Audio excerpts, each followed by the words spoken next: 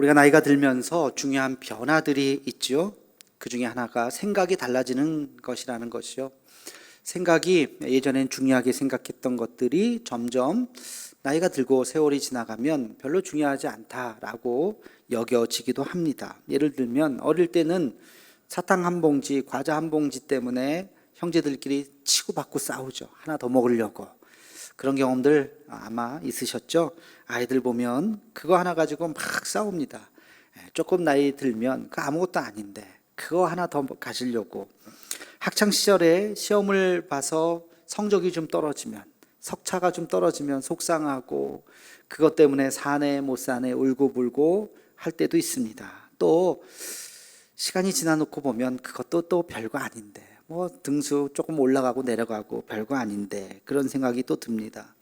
젊은 친구들 이성 친구를 사귀고 남자친구 여자친구랑 잘 지내다가 어느 날 또 헤어집니다. 그러면 또 울고불고 또 난리가 나죠. 근데 또 그것도 세월 지나고 보면 헤어질 수도 있고, 그렇죠? 사귈 수도 있고, 또 그것도 또 그렇게 중요한 문제가 아니라고 생각이 되는 때도 있습니다. 세월은 그렇게 흘러가는 것이죠. 멈춰 있는 것이 아니라 생각도 변하고, 가치도 변하고, 중요한 것도 변하고, 계속해서 미래를 향해서 우리는 변해가고 있는 것이죠. 밀라노 대성당에 보면 세 개의 아치문이 있다고 합니다. 세 개의 문을 통과해야 드디어 그 성당 안으로 들어갈 수가 있는데 그 문에는 각각 글씨가 쓰여져 있다고 합니다. 첫 번째 아치에는 장미꽃 장식이 되어 있는데 거기에는 모든 즐거움은 잠깐이다. 그런 글이 쓰여 있대요. 장미꽃이 상징하는 것이 좀 즐거움인 것 같아요. 모든 즐거움은 잠깐이다. 두 번째 아치에는 십자가가 있답니다. 그리고 거기엔 이런 글이 쓰여져 있답니다. 모든 고통도 잠깐이다. 십자가가 고통을 상징하는 거죠. 모든 고통도 잠깐이라는 거예요. 세 번째는 아무 문양 없이 글씨만 쓰여져 있답니다. 오직 중요한 것은 영원한 것이다. 오직 중요한 것은 영원한 것이다. 그 글씨를 보면서 드디어 하나님의 전으로 들어가게 되는 것이죠. 우리의 삶도 중요하다고 생각했던 것, 시간 지나면 별거 아닌 거 하나하나 지나서 마지막을 향해서 우리도 걸어가고 있는 것이죠. 우리가 베드로전서를 지금 읽고 있는데요. 베드로가 쓰는 매우 독특한 표현이 오늘 나옵니다. 그리스도인들을 가르쳐서 쓰는 베드로만의 아주 독특한 표현. 그리스도인들을 뭐라고 불렀느냐? 바로 나그네라고 불렀습니다. 여러분, 이것은 바울 서신에는 그렇게 나타나지 않아요. 베드로에게만 나타나는 특별한 애칭이라 그럴까요? 우리 예수 믿는 사람들을 향해서 쓰는 표현입니다. 그 나그네, 오늘 본문 말씀을 한번 좀 보도록 하겠습니다. 17절 말씀을 함께 같이 읽겠습니다. 시작. 외모로 보시지 않고 각 사람의 행위대로 심판하시는 이를 너희가 아버지라 부른즉 너희가 나그네로 있을 때를 두려움으로 지내라. 아멘. 나그네가 너희가 나그네로 있을 때 예수 믿는 자로서 이 세상 살아갈 때 두려움으로 지내라. 그렇게 이야기합니다. 사실 1장 1절에도 나오죠. 흩어진 나그네들에게 편지하노니. 그렇죠? 나그네들, 예수 믿는 사람들, 흩어진 크리스찬들에게 나그네라는 표현을 했어요. 그리고 2장 11절에도 이런 표현이 나옵니다. 사랑하는 자들아 거류민과 나그네 같은 너희를 권하노니. 나그네 같은 너희를 권하노니. 이 짧은 베드로전서 안에 세 번이나 그들을 향해서 나그네라는 표현을 씁니다. 왜 나그네라는 표현을 썼을까?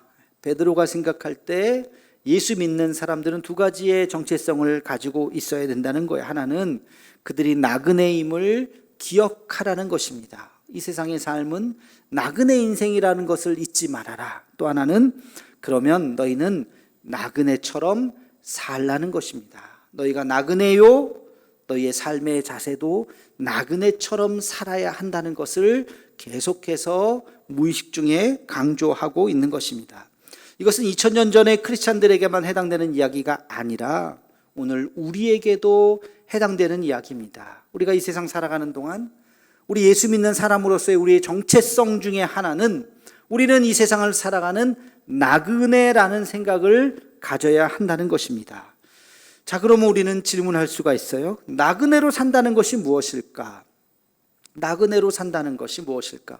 오늘 본문 말씀을 우리가 잘 묵상하면서 나그네로 산다는 것이 무엇인지를 깨닫고 이 한평생 살아가면서 주님이 기뻐하시는 참된 나그네 인생을 살아가는 우리가 되기를 주님의 이름으로 축원합니다.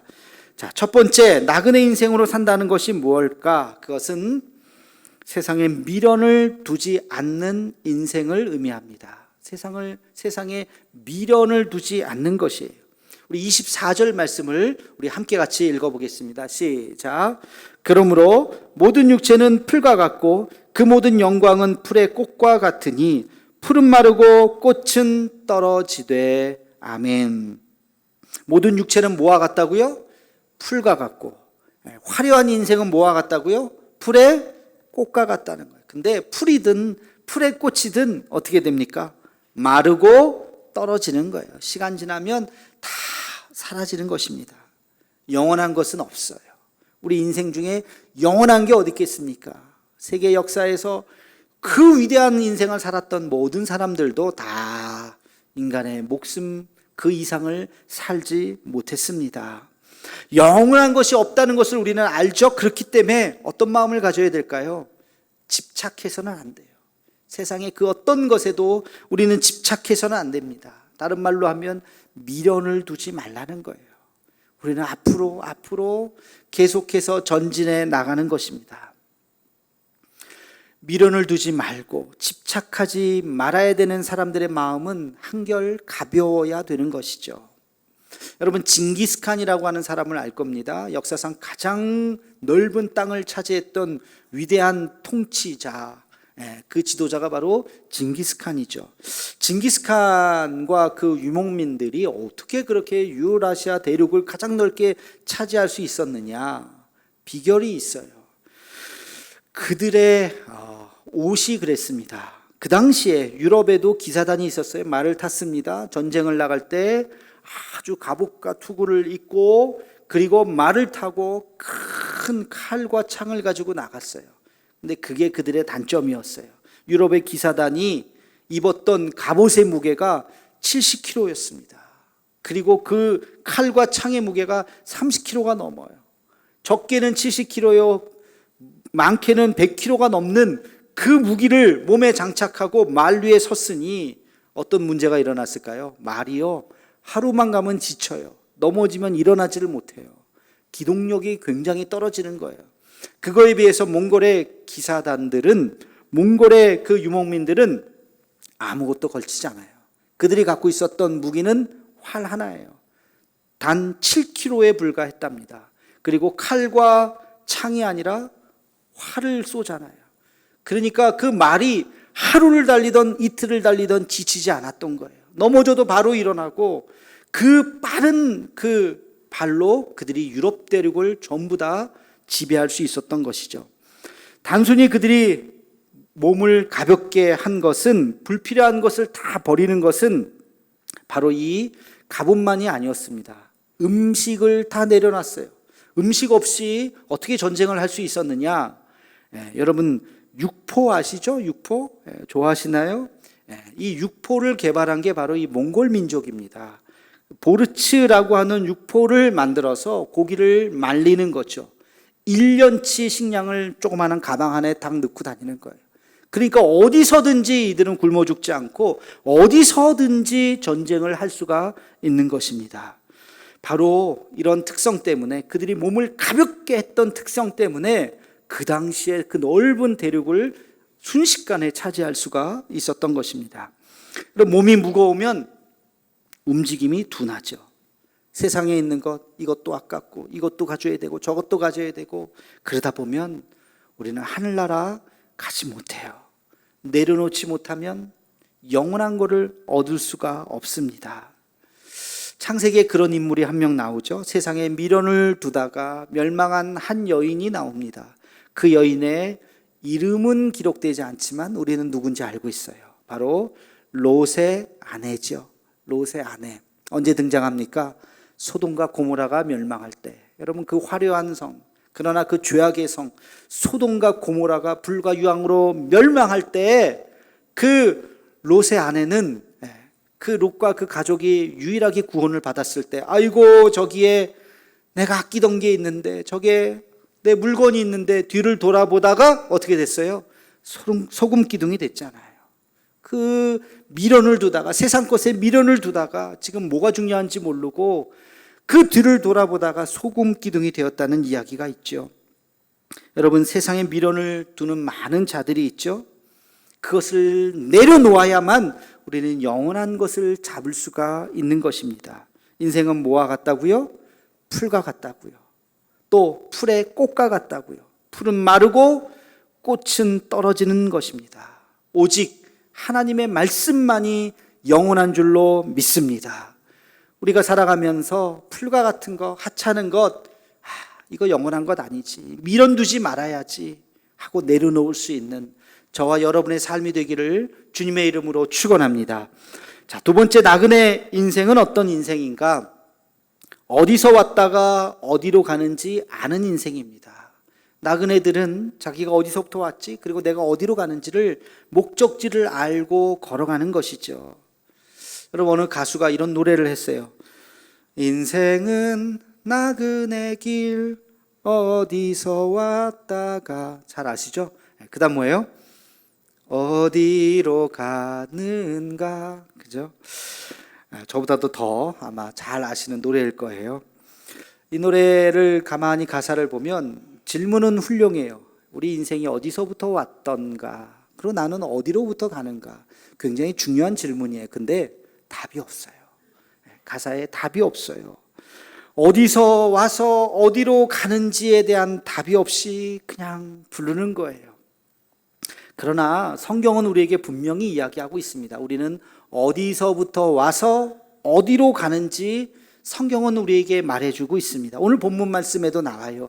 우리 함께 같이 20절 말씀을 함께 같이 읽겠습니다. 시작. 그는 창세전부터 미리 알림 바 되신 이나 이 말세에 너희를 위하여 나타내신 바 되었으니. 아멘. 주목이 되는 두 단어가 나오죠. 하나는 뭘까요? 창세. 두 번째는 뭘까요? 말세.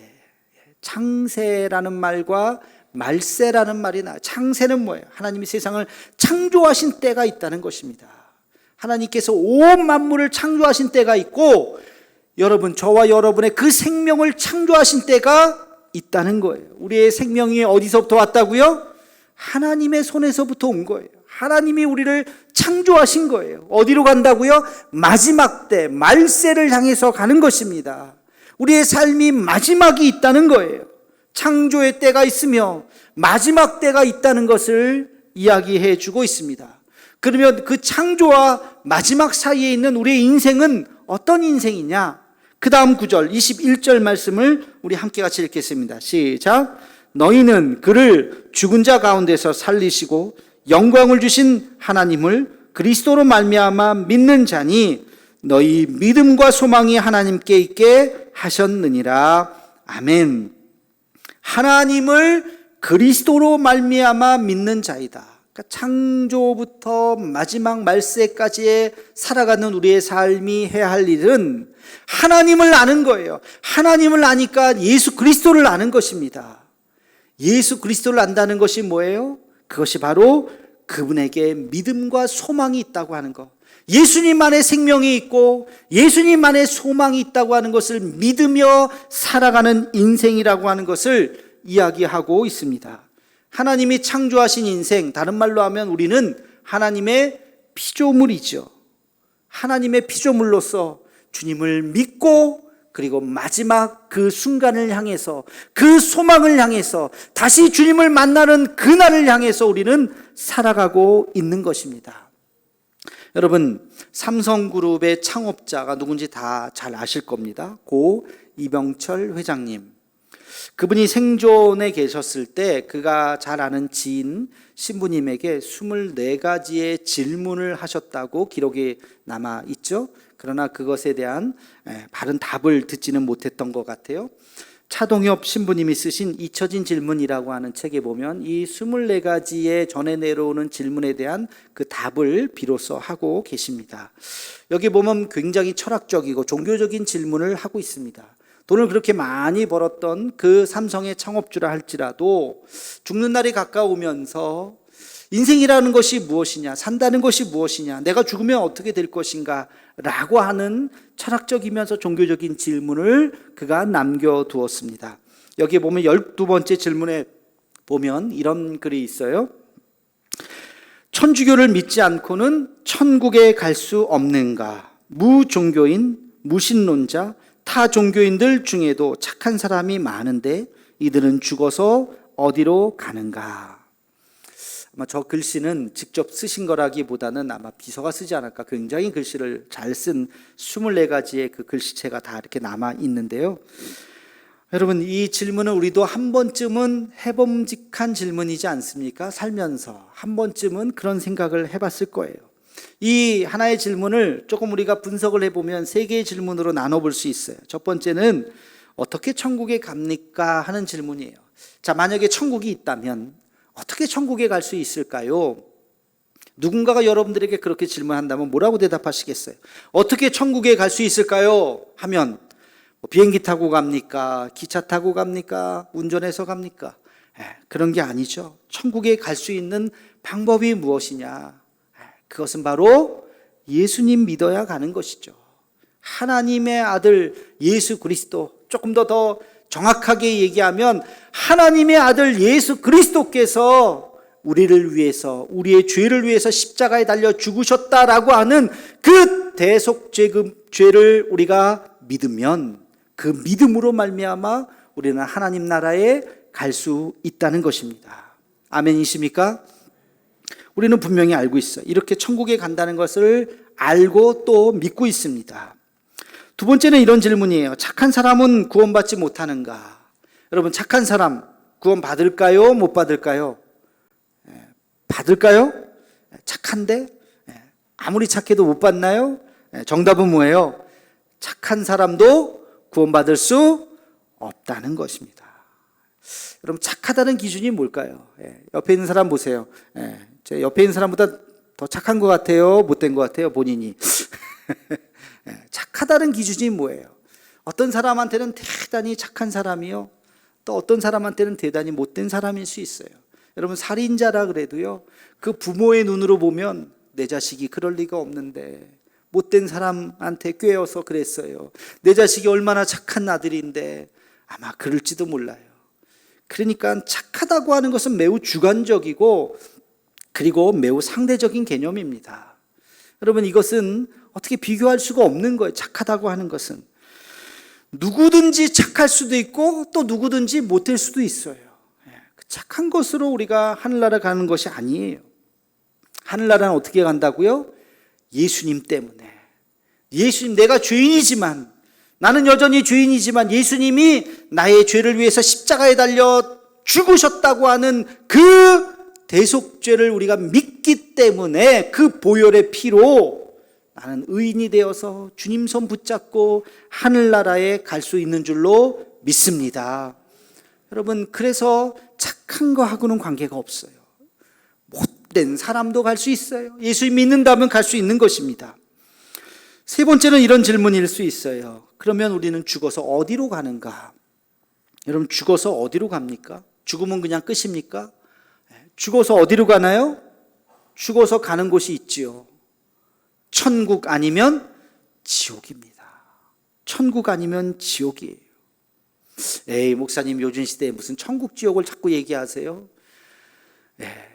21세기에 21세기가 아니라 31세기, 41세기가 와도 기독교에서 천국 지옥을 지어버린다면 무슨 이야기를 할 수 있겠습니까? 이것은 기독교의 아주 중요한 진리예요. 세상이 끝이 아니라고 하는 것, 세상이 우리가 죽으면 가는 곳이 있다고 하는 것, 그것은 예수 믿으면 천국이요, 예수 믿지 않으면 악한 영 사탄을 위해서 예비해둔 그 어둠 속에 우리도 갈 수 있다는 것입니다. 천국과 지옥을 부정해서는 안 돼요. 그렇기 때문에 예수 안에 생명이 있는 것이요, 이 예수님의 이 생명을 오늘도 우리는 믿지 않는 자들에게 전해야 하는 것입니다. 자, 이 세 가지의 질문, 우리는 너무나도 잘 알고 있는 질문이지만, 해답이지만, 너무나도 쉽게 우리는 받아들이는 해답이지만, 그러나 받아들이지 못하는 사람에게는 이것만큼 어려운 질문도 없어요. 착하게 살면 다인가? 죽으면 어떻게 되는가? 이런 질문을 끝없이 할 수가 있는 것입니다. 그러나 성경은 이야기해요. 분명히 우리의 삶이 끝나는 그 순간 새로운 삶이 열려지고 있다고 하는 것, 예수 그리스도 안에서 새로운 생명이 있다고 하는 것을 우리에게 말하고 있는 것입니다. 자, 그러면 이 세상에서 삶은 무엇일까요? 우리 이 세상에서 삶은 천국 가는 여정입니다. 지난주에 말씀드린 것처럼 거룩한 삶을 살아가는 그 성화의 과정, 다른 말로 하면 천국까지 가는 여정인 것입니다. 이 천국 가는 여정이 에스컬레이터 타고 가는 것처럼 그냥 가만히 있으면 쭉 가는 게 아니에요. 쉽지 않습니다. 어렵습니다. 넘어지기도 합니다. 그리고 굉장히 크게 다치기도 합니다. 여러분, 이 여정을 재미있는 소설로 쓴 책이 하나 있죠. 바로 존 버년의 철로 역정이라고 하는 책입니다. 여러분, 이 책이 언제 나왔는지 아세요? 1678년에 쓰여졌어요. 무려 지금으로부터 350년 전이에요. 근데 한번 읽어보세요. 전혀 옛날 책이 아니에요. 아주 생생한 지금 우리들의 이야기인 것 같아요. 한 크리스찬이 나와요. 장망성, 장차 망할 성이죠. 멸망의 도성에서 빠져나와서 영원한 하나님의 나라로 가고 있습니다. 그런데 그 여정이 얼마나 어려운지 이야기하고 있어요. 절망의 수렁이 나오고, 그리고 겸손의 골짜기, 사망의 골짜기를 지나서 파멸과 위험을 극복하고 허영의 시장에서 유혹당했지만 이겨내고, 그리고 죽음의 강을 건너서 마지막에 천성을 향해서 가는 그 여정이 철로역정 안에 나와 있는 것입니다. 이것은 우리의 신앙의 순례의 여정과 동일한 것이죠. 어느 한 곳에 머물러 있어는 안 돼요. 예를 들어 허영의 시장에서 와, 이렇게 화려한 삶이 다 있다니, 와, 이것도 좋네 저것도 좋네 하고 거기에 머물러 있다가는 천성으로 나아가지 못하는 것입니다. 빨리 빠져나와야 돼요. 그 다음 단계 한 걸음 한 걸음 우리의 삶이 닿도록 마지막까지 우리의 이 믿음의 경주를 다해야 되는 것입니다. 우리의 종착지는 어디라고요? 천성이라고요. 하나님 나라, 그곳까지 가는 것입니다. 다시 한번 우리가 이 질문을 해봅시다. 우리는 어디서 와서 어디로 가는가? 어디서부터 왔어요? 하나님으로부터 왔어요. 하나님께서 우리에게 생명을 주셨어요. 하나님의 피조물입니다. 그래서 우리는 이 땅에 태어났습니다. 어디를 향해서 갑니까? 하나님 나라를 향해서 가는 거예요. 우리의 본향, 하나님 나라를 위해서 향해서 우리는 한 걸음 한 걸음 걸어가는 것입니다. 그럼 이 가운데 있는 이 삶이 뭡니까? 우리는 왜 지금 여기에 있습니까? 하나님의 부르심에 순종하며 그 사명을 감당하는 것입니다. 이 시대에 우리를 이 땅에 태어나게 하신 이유는 우리 각자에게, 저와 여러분 한 명 한 명에게 이 시대의 사명을 주셨기 때문입니다. 그래서 우리는 그것을 감당해야 되는 거예요. 열심히 감당하고 주님과 함께 같이 몸부림치며 감당하다가 주님 오시는 그날 주님 손을 붙잡는 것입니다. 이 순례의 길을 아름답게 완주하는 저와 여러분이 되시기를 주님의 이름으로 축원합니다. 자, 마지막으로 우리가 기억할 것이 있습니다. 나그네의 삶에서 삶의 자세가 어떠해야 하는가 하는 것이에요. 나그네의 치명적인 약점이 하나 있어요. 나그네처럼 살아가는 건 좋겠는데 나그네의 치명적인 약점이 있어요. 그게 뭘까요? 최선을 다하지 않을 수 있어요. 모든 게 그냥 지나가는 삶이잖아요. 뭐 그냥 지나가지 뭐. 그냥 지나가지 뭐. 주인의식이 없이 그냥 살아갈 수 있어요. 뭐 이 땅 뭐 대충 살아도 되지 않을까? 그러나 그렇게 생각하는 자에게 주시는 하나님의 말씀이 있습니다. 오늘 본문 말씀 22절 말씀을 우리 함께 같이 읽겠습니다. 시작. 너희가 진리를 순종함으로 너희 영혼을 깨끗하게 하여 거짓이 없이 형제를 사랑하기에 이르렀으니 마음으로 뜨겁게 서로 사랑하라. 아멘. 어떻게 살라고요? 사랑하면서 살라고요. 누구를 사랑하라고요? 서로를 사랑하라고요. 어떻게 사랑하라고요? 뜨겁게 사랑하라고요. 우리가 이 세상에서 살아가면서 우리가 가져야 하는, 우리 이 세상을 살아가는 나그네로서 우리가 가져야 하는 마음가짐이 하나 있다면 사랑하면서 살아가는 거예요. 누구를? 우리의 이웃을, 우리 주변에 있는 사람을 사랑하면서, 어떻게 뜨겁게 사랑하면서 살라는 것입니다. 그게 나그네의 삶의 자세라고 이야기하고 있습니다. 여러분, 이렇게 삶을 뜨겁게 사랑하다가 주님 오시는 그날, 주님 부르시는 그날 모든 것을 내려놓고 미련 없이 주님 앞에 간 한 사람이 있어요. 구약에 나오는 아주 좋은 예가 한 사람이 있습니다. 바로 모세입니다. 모세. 여러분, 모세가 몇 살에 부름 받았죠? 80살에 부름을 받았어요. 80살에 그냥 그때 와라 해도 뭐 별 후회하지 않는 인생일 수 있어요. 근데 바로 그 80살에 그 노인이 하나님의 부르심을 받았습니다.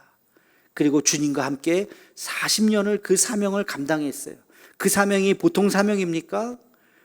그 출애굽해서 바로에게 그 이스라엘 백성들을 끌고 나와서 그리고 약속의 땅 가나안까지 가는 이 40년의 여정입니다.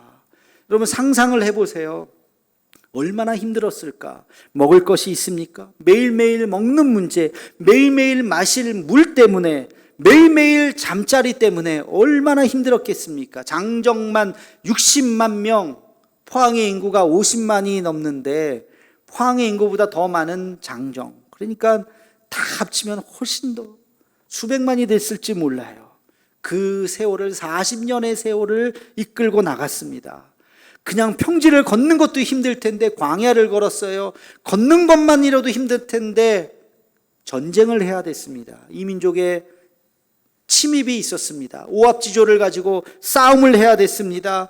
때로는 모세를 원망하고 하나님을 원망하고 불평하는 자들이 나오기 시작했어요. 그 반대 세력들과도 싸우면서 40년을 지냈습니다. 드디어 가나안 땅 목전에 있어요. 이제 요단강만 건너가면 꿈에 그리던 가나안 땅, 약속의 땅이에요. 근데 하나님이 됐다, 거기까지다, 와라. 주님이 그렇게 모세에게 말씀하셨어요. 그때 모세가 손 탁 털고 알겠습니다 하고 순종해서 떠났습니다. 우리 같았으면, 하나님, 내가 여기까지 40년 동안 왔는데 그러면 내가 강 건너서 한 발자국만 좀 밟아봅시다. 그토록 바라던 땅인데 한 발자국만 밟고 갈게요. 그런 생각 안 들었겠어요? 그러나 그가 시름시름 앓다가 간 것도 아니에요. 눈이 쇠하지 않았어요. 건강한 모습 그대로 하나님이 여기까지다 그랬을 때 미련 없이 모든 것을 내려놓고 주님 품에 가셨어요. 그 이스라엘 백성들이 모세의 시체를 찾지 못했어요. 장례도 하지 못했어요. 사라졌던 것입니다. 이것이 바로 나그네의 삶이에요. 40년의 삶 하루하루는 얼마나 치열하게 살았습니까? 그러나 그 삶이 다하는 그날 모든 것 미련 없이 다 주님 품에 갔던 것입니다. 여러분, 나그네의 삶은 이래야 되는 것입니다. 우리가 이 세상에 살아가면서 하나님께서 우리에게 맡겨주신 그 사명이 있다면 매일매일 치열하게 최선을 다해서 우리의 마음을 다해서 살아가야 할 것입니다. 그러나 이제 됐다, 여기까지다, 와라 그러면 미련 없이, 하나님 요거 조금만요, 요거 조금만요, 아니요. 오늘 오라 하신다면 알겠습니다 주님 하고 모든 걸 내려놓고 쳐다보지도 않고 주님을 향해서 갈 수 있는 마음이 있어야 할 것입니다. 예수님께서 뭐라고 말씀하셨어요? 내 마음을 다하고 목숨을 다하고 뜻을 다하여 주 너의 하나님을 사랑하라. 그리고 그 마음대로 내 이웃을 사랑하라. 여러분, 사랑은 그렇게 해야 되는 것입니다. 마음을 다하고 목숨을 다하고 뜻을 다하여 사랑하는 것입니다. 그러나 주님 오라 하실 때 그 모든 것들을 다 내려놓을 수 있어야 하는 것입니다. 오늘이 마지막 날이라면 여러분 어떻게 살아가시겠어요? 아침부터 빈둥빈둥 아무 생각 없이 사시겠어요? 아닐 거죠? 일찍 일어나서 오늘 하루 의미 있게 보내야 될 텐데 아침부터 저녁까지 1시간 1시간, 아니 10분 10분을 아끼면서 오늘이 마지막 날이라면 그렇게 알차게 사실 겁니다. 그렇게 오늘이 마지막 날인 것처럼 살라는 거예요. 오늘이 마지막 날인 것처럼 미련 없이, 그러나 주님 부르시는 그날 뒤로 돌아보지도 않고 주님 앞에 갈 수 있는 믿음이 있어야 할 줄로 믿습니다. 베드로는 우리에게 이야기합니다. 나그네 인생으로 살아라. 세상에 얽매이지 말아라. 집착하지 말아라. 미련 두지 말아라. 그러나 사랑하며 최선을 다해라. 목숨 다해 사랑하며 살아라. 그러나 주님 오시는 그날, 주님 부르시는 그날 미련 없이 내려놓고, 하나님 언제 부르실지 몰라요. 오늘 밤에 부르실 수도 있어요. 그럴 때 아이고 요거 안 되는데요, 요거 아까운데요. 아니요, 다 내려놓고 오늘이 마지막 날인 것처럼 살고 오늘이 마지막 날인 것처럼 주님 앞에 갈 수 있는 저와 여러분의 삶이 되기를 주님의 이름으로 축원합니다. 기도하겠습니다. 사랑의 하나님, 우리가 살아가는 인생이 영원히 머무는 인생이 아니라 순례의 인생, 나그네 인생인 것을 잊지 않게 하여 주옵소서. 세상에 집착하지 않게 하여 주옵시고, 미련 없이 떠나라 하실 때 모든 것 내려놓고 주님 품으로 갈 수 있는 우리의 삶이 되게 하여 주옵소서. 내게 주어진 하루하루의 삶에 최선을 다하게 하여 주옵시고 후회 없는 인생 되게 하여 주옵소서. 예수님의 이름으로 기도하옵나이다. 아멘.